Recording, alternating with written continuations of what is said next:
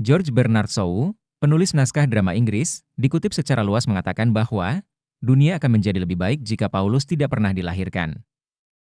George Bernard Shaw juga mengatakan, tidak lama setelah Yesus menjatuhkan naga tahayul, Paulus dengan berani meletakkannya di atas kakinya, di dalam nama Yesus. Simak video ini sampai habis agar tidak gagal faham.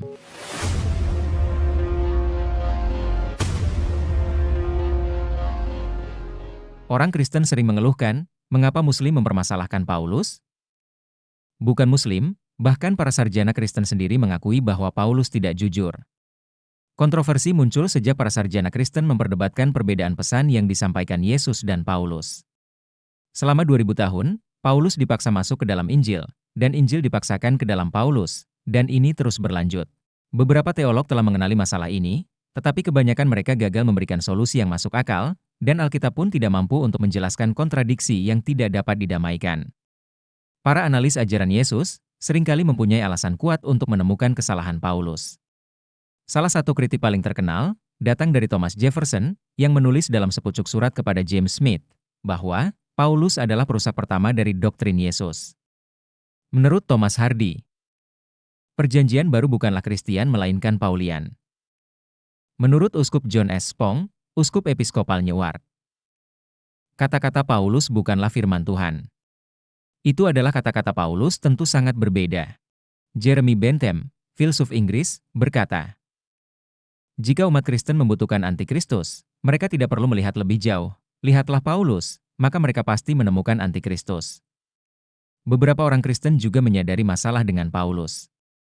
Berikut daftar kontradiksi antara Yesus dan Paulus. Untuk mendapatkan rincian dari setiap topik, silahkan merujuk ke link pada deskripsi. 1. Yesus melarang makan daging yang dikorbankan untuk berhala, tetapi Paulus membolehkannya. 2. Yesus berkata hukum berlanjut, tapi Paulus berkata tidak.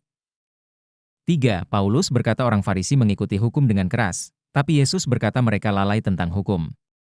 4. Yesus mengatakan inisiasi keselamatan berlanjut dengan pertobatan dari dosa dan kepatuhan selain iman, Paulus berkata ini bid'ah. 5. Yesus memberitahu para rasul untuk mengajarkan perintah-perintahnya, yang diberikan sebelum kenaikannya, saat di dalam daging, namun Paulus berkata tidak untuk melakukannya. 6. Paulus mengatakan para penatua berhak membayar untuk pengajaran, tetapi Yesus berkata tidak. 7. Yesus mengatakan hanya ada 12 rasul, tetapi Paulus menambahkan dirinya ke daftar sebagai yang ke-13. 8. Paulus menganjurkan selibat, tetapi Yesus dengan jelas mengatakan itu adalah pilihan yang tidak ada dalam kuasa setiap orang.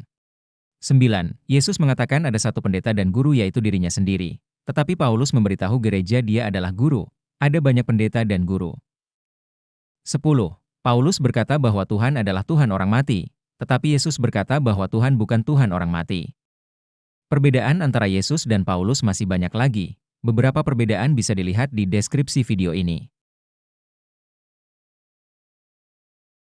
Alasan yang paling masuk akal, mengapa Injil Paulus berbeda dengan Injil Yesus adalah karena Paulus memang bukan murid Yesus. Jika Yesus ingin Paulus menjadi rasul, yang bekerja lebih keras, dan lebih banyak melebihi ke-12 rasul yang asli. Hal pertama yang harusnya Yesus lakukan sebelum naik ke surga adalah mempertobatkan Paulus dan menjadikannya rasul ke-13, atau bahkan sebagai perwakilan tertinggi Yesus yang akan memberitakan Injil di luar non-Yahudi. Kenyataannya, Yesus sama sekali tidak pernah menubuatkan peran Paulus dalam kekristenan. Sebaliknya, Yesus hanya menjanjikan 12 tahta di surga bagi 12 muridnya, Matius 19:28. Tidak ada satupun tahta di surga untuk Paulus. Tapi Yesus pernah menubuatkan hal-hal berikut ini. 2 Yohanes 1:7. Sebab banyak penyesat telah muncul dan pergi ke seluruh dunia, yang tidak mengaku bahwa Yesus Kristus telah datang sebagai manusia. Itu adalah si penyesat dan antikristus. Dalam Matius 24:4 dan 5. Waspadalah supaya jangan ada orang yang menyesatkan kamu, sebab banyak orang akan datang dengan memakai namaku dan berkata, Akulah Mesias, dan mereka akan menyesatkan banyak orang. Paulus menciptakan sebuah cerita tentang wahyu langsung yang dia terima dari Yesus, yang tidak dapat diperdebatkan oleh siapapun, sehingga dia bisa mengkhotbahkan doktrin sesuka hatinya. Dalam 1 Yohanes 2:19. Yesus berkata, memang mereka berasal dari antara kita, tetapi mereka tidak sungguh-sungguh termasuk pada kita, Sebab jika mereka sungguh-sungguh termasuk pada kita, niscaya mereka tetap bersama-sama dengan kita. Sementara ke-12 rasul mempertahankan satu komunitas Kristen asli di Yerusalem, Paulus sibuk mendirikan gereja dengan doktrin yang berbeda di seluruh Kekaisaran Romawi, 36 tahun setelah Yesus pergi. Dalam Matius 24:9. Pada waktu itu kamu akan diserahkan supaya disiksa, dan kamu akan dibunuh dan akan dibenci semua bangsa oleh karena namaku. Di abad pertama, setiap gereja memiliki doktrin dan kitab sucinya masing-masing. Hingga sidang pertama orang-orang di Roma menetapkan teologi Kristen standar, semua gereja awal lainnya dianiaya dan dibunuh karena pandangan mereka yang berbeda. Setelah Romawi menghancurkan kuil pada tahun 70 Masehi, gereja Paulin didirikan dengan kokoh di bawah doktrin Paulus di Roma. Namun Yesus tidak pernah mengatakan apa-apa tentang Roma menjadi pusat pengajarannya. Yesus berkhotbah hanya kepada orang Yahudi, Matius 15:24, dan tidak pernah kepada orang bukan Yahudi, Matius 10:5-6. Yesus tidak pernah bermaksud untuk mendirikan agama baru di bumi, tapi hanya untuk menghidupkan kembali hukum Musa. Kesalahpahaman umum di antara orang-orang Kristen hari ini adalah mengira bahwa Paulus dan para rasul yang asli sepakat dalam khotbah mereka. Namun Paulus dan para murid sebenarnya tidak memberitakan ajaran yang sama. Mereka tidak percaya pada Yesus yang sama.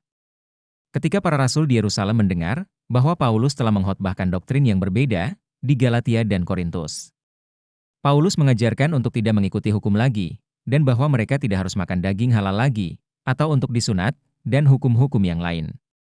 Maka para rasul pergi ke Galatia dan Korintus dan meyakinkan semua orang bahwa Paulus salah. Namun, ketika Paulus mendengar tentang ini dia langsung kembali ke kota. Paulus berkata, "Saya heran bahwa Anda begitu cepat meninggalkan orang yang memanggil Anda oleh kasih karunia Kristus dan berpaling ke Injil yang berbeda." Galatia 1:6. Setelah kepergian Yesus, orang-orang kafir yang menerima agama Paulus terus menyesuaikannya dan memasukkan ke dalamnya banyak doktrin Trinitas pagan yang telah mereka praktikkan selama berabad-abad. Setelah doktrin ini mendapat dukungan resmi dari Kaisar Romawi kafir, Konstantinus, kampanye besar-besaran kematian dan penyiksaan diluncurkan terhadap semua orang Kristen yang menolak untuk meninggalkan ajaran para rasul demi doktrin Paulus yang dimodifikasi dan diperluas. Kekaisaran Romawi adalah kekuatan super di saat itu. Siapapun yang bersekutu dengannya menjadi pihak tak terkalahkan.